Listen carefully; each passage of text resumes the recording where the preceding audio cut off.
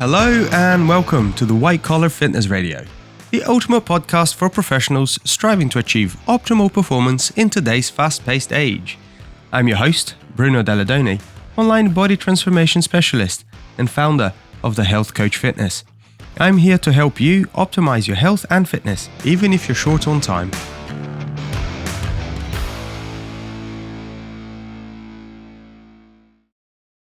Hey everyone, welcome back to the podcast. Today we're discussing how to manage hunger. So, having successfully beaten Quitter's Day last Friday, hopefully you're still with us and you still are on track with your New Year's resolutions and your New Year, New Me plans and all this stuff.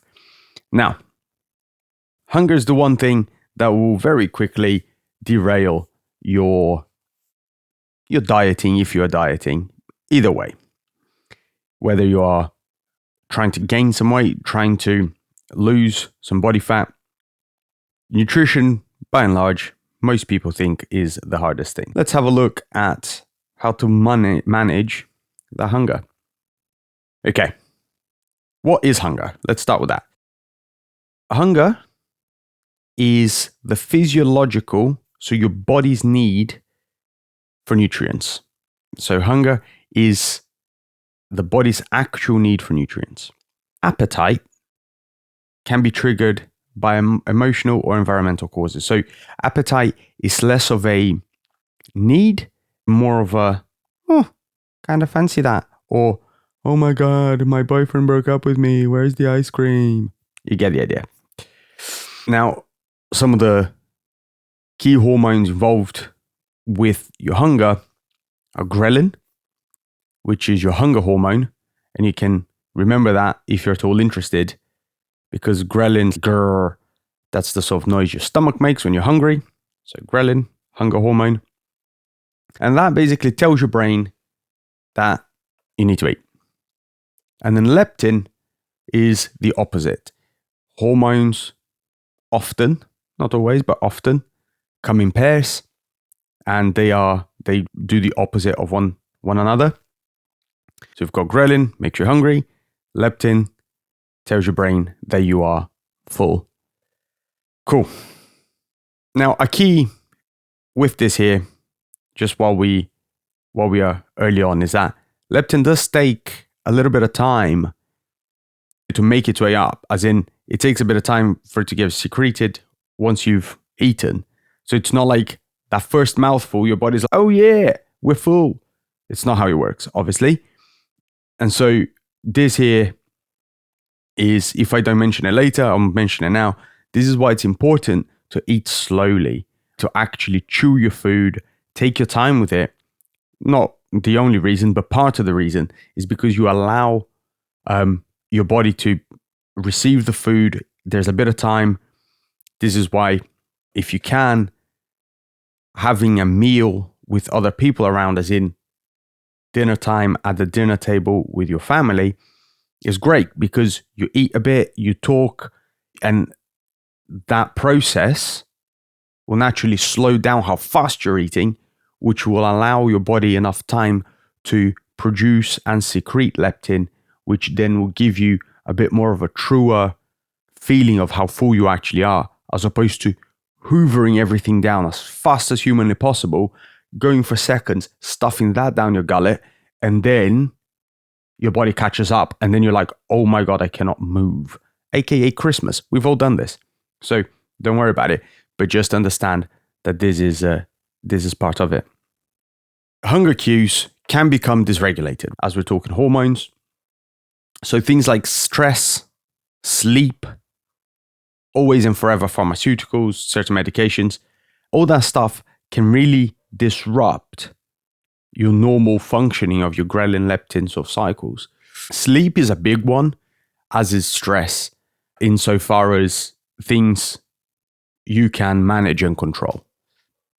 Certain highly processed foods can also disrupt all that stuff. So again, going back, and this is something we're going to see in a second, is having more single ingredient foods, as in potato is in fact a potato, as opposed to, say, and shots fire here at the wife, but as opposed to say a hash brown, where it's not just a potato.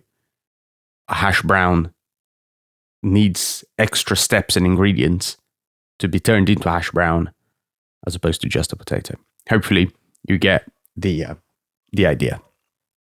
So, as we're talking about composition and nutrient balance and all these things and single ingredient foods, let's start with protein. So, guys, you probably hear me talk about protein, if not every single podcast, at least 80% of them, because protein is very filling.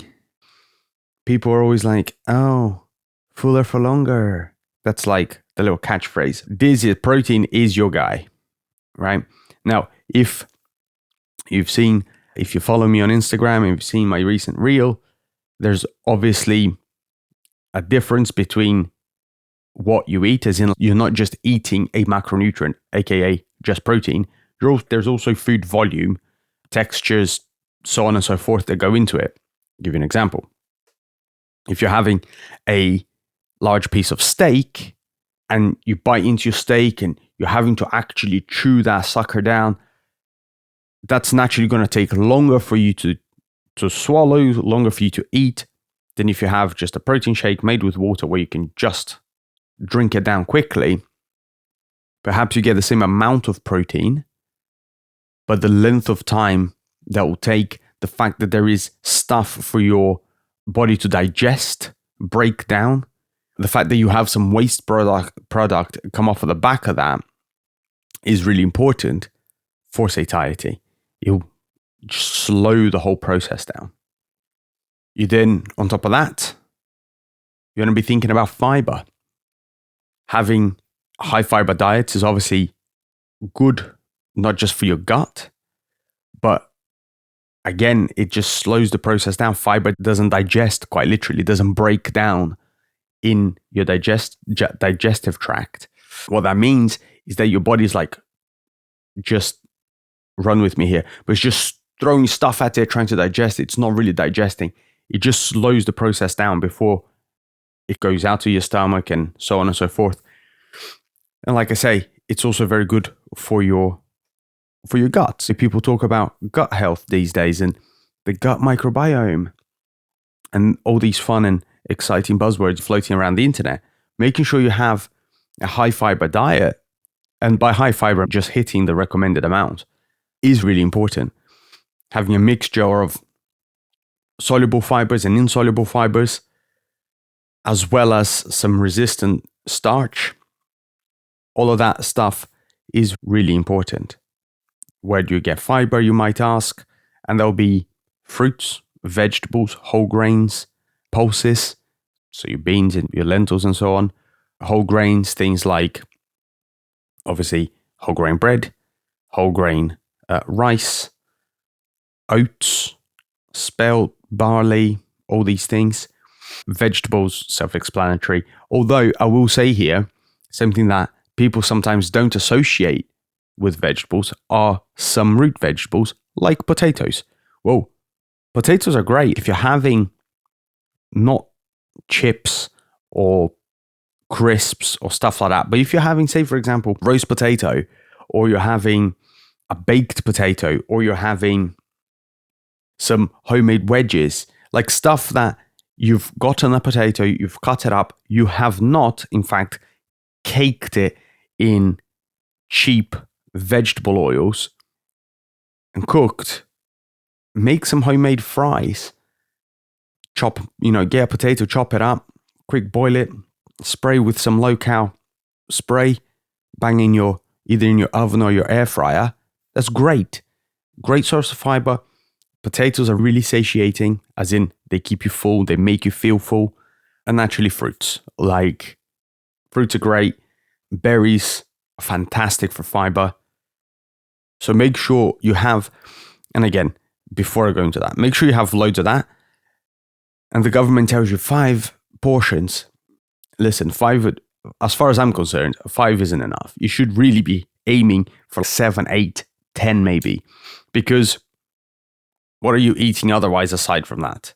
If you're not having plenty of vegetables, plenty of fruit in your diet, then maybe you should just take a second and reanalyze why it is that you're struggling to get at least 5 and maybe 5, 6, 7, right? Just out there, no judgment here, but just like I say, this stuff is important for an overall health point of view, as opposed to just, oh, I need to eat my broccoli today.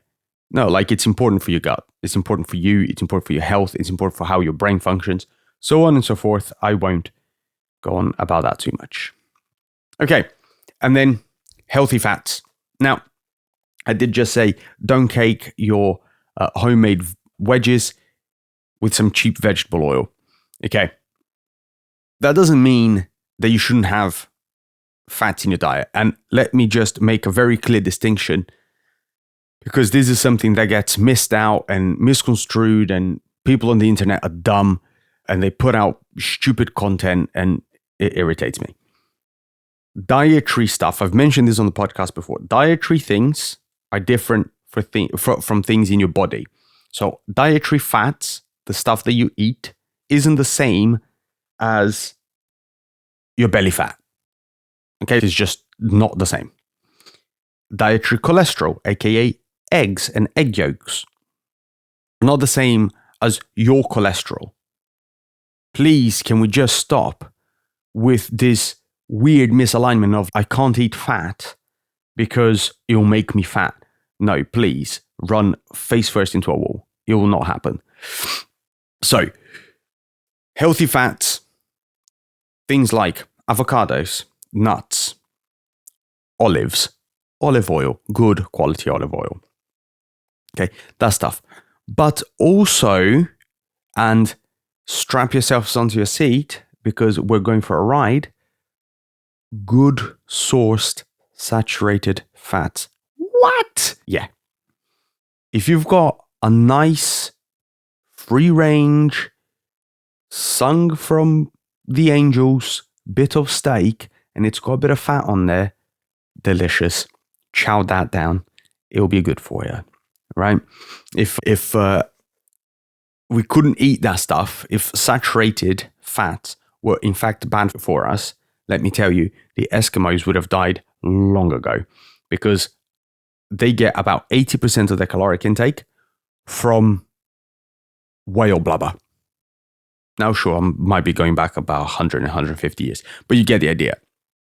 Like, this stuff is important, and the stuff that, the fats that aren't good for you, and listen, internet, do your worst if I'm wrong here, but the stuff that is not in fact good for you are trans fats.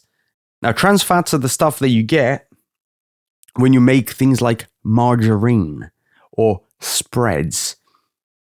Don't use that stuff. That stuff is terrible. It's literally made in a laboratory. Don't use it. You're far better. It's far healthier for you to buy some good quality butter and use that. Now, also, let me just caveat this because, again, people tend to go off. I'm not saying you should be eating a stick of butter every day, right? Let's be sensible here, people. But having good quality food as opposed to food products, and I've said this before, I like to describe foods as single ingredient, actual foods, things you find in nature, as opposed to food products, which are things you can eat, but need to be processed in some form or other. So if you get yourself some good fats that are food, it's good for you, right? And you need a balance. You can't just completely eliminate one. Saturated fats are bad, therefore I will not eat them. It's not good for you. Like, you need to have some saturated fat. You need to have some polyunsaturated fat. You need to have some monounsaturated fat, and you have to have this interplay of all three, and then your body will be happy. Moving on from protein, fiber, fats, carbohydrates. So carbohydrates, we can break them down into complex and simple carbs, and I'm sure you've heard this stuff before. Now, complex carbohydrates are things that just take a bit longer to digest. They tend to have a bit of fiber involved. they tend to not be quite as straightforward for your body to digest. Now, why is that good? That is good because it tends to stabilize your blood sugars a little bit more, as opposed to getting massive spikes, massive dumps.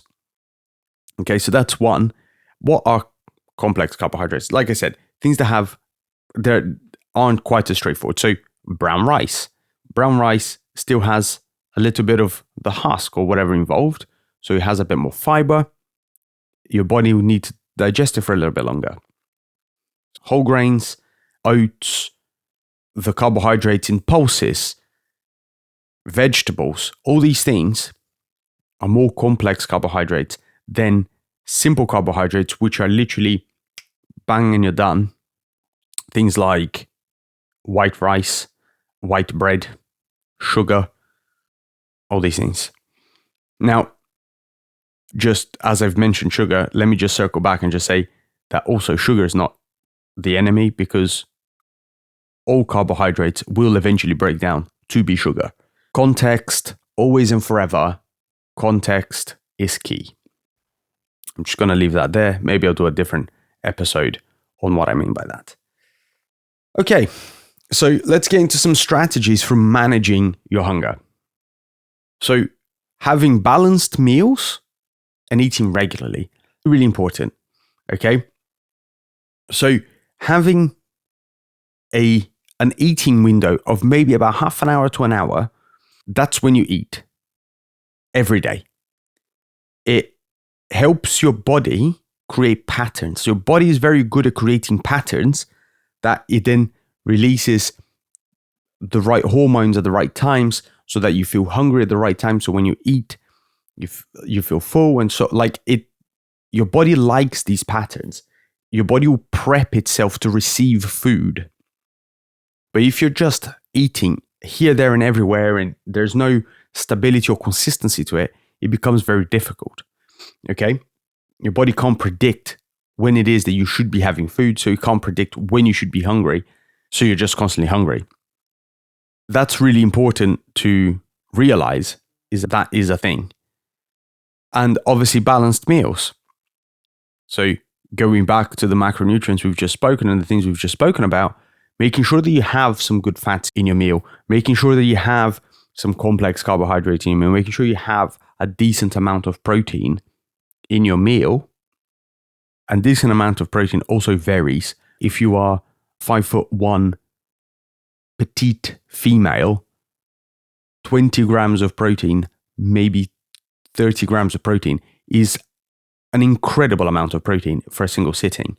If you are a 6'5" builder with muscles coming out of your earlobes because you're hoiking concrete all day, then 20 grams of protein is like barely a snack. I'm not going to give definitive answers because I don't believe in definitive answers. Everyone is different. But making sure that you have a good amount of protein for yourself, as well as a good amount of complex carbohydrates, which will have some fiber in there, good fats, so on and so forth. In your meal, plenty of veg, plenty of fruit. That stuff will help your body just balance out impulsive snacking because you're going to feel fuller. It's going to manage your hunger a little bit better. Okay? The next thing for us to talk about is portion control. And portion control, again, I think always start a little bit smaller than you think if you're trying to diet, and eat slowly, chew your food, do all of these things. Now, if you're a nerd and you're tracking your calories, or if you've got meal prep, like whatever, any of these things, then that's fine. Do that. But if you've just batch cooked dinner for the family, go a little bit less than you think. Eat slowly, talk to everyone, take your time eating and chewing, masticating, because that will allow your body to release some leptin for you to feel a bit fuller, so you're not just chowing down. Portion control is, in fact, one of the biggest things. And I'll give you an example here. Say, for example, you've cooked, I don't know, a curry for this evening. So you've cooked some rice, you've cooked your curry. Instead of having, say, 4 serving spoons of rice, if you have 3, you've cut down your portion of rice by a quarter. That's enormous. That's 25%. It doesn't have to be huge changes, but like little bits like that will make a difference. And then people sometimes use a thing called the plate method to know how much food to put on their plate. Now, I'm not a massive fan because I'm just not a massive fan. But the plate method goes half a plate of veggies, a quarter plate of protein, and a quarter plate, be fine if I could speak, plate of whole grains. Now, some of the issue I take with that is that if you're having plenty of vegetables, you may or may not need your whole grains. Maybe you want to have some more protein because, again, different people, different sizes.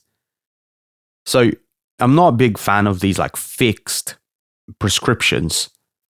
Having said that, if it helps you, it helps you.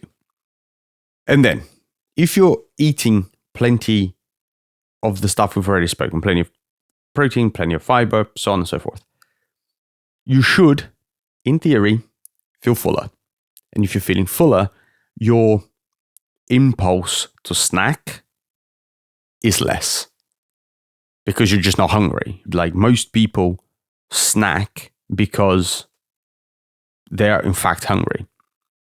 So, what happens if you still feel the need to snack? Maybe it's a nice ritual, right? You break, even though you're not actually that hungry, you always break at 3 o'clock to have a cup of tea.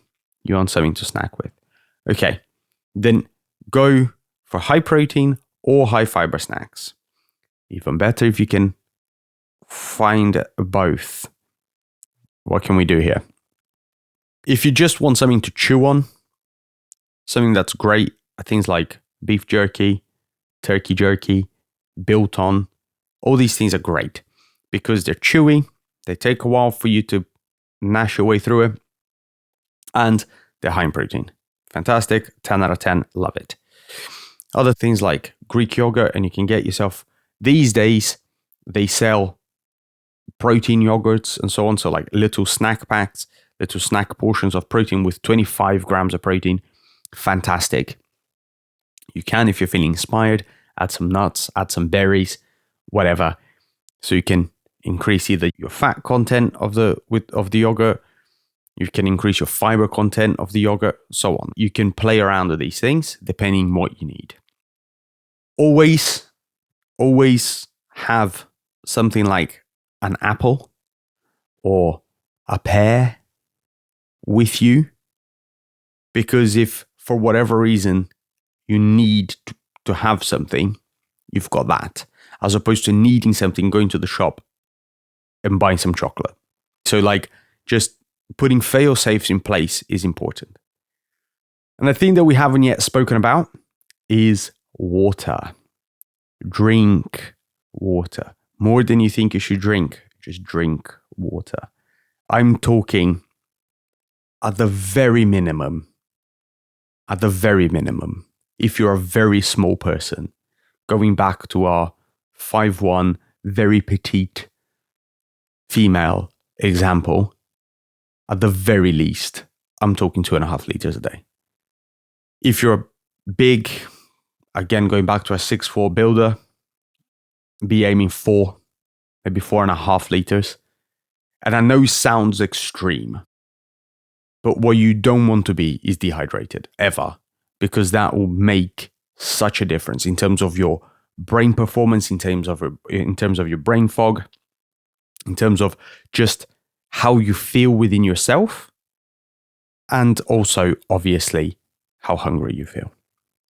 Things to mention here, guys, that there are some lifestyle factors that may affect hunger.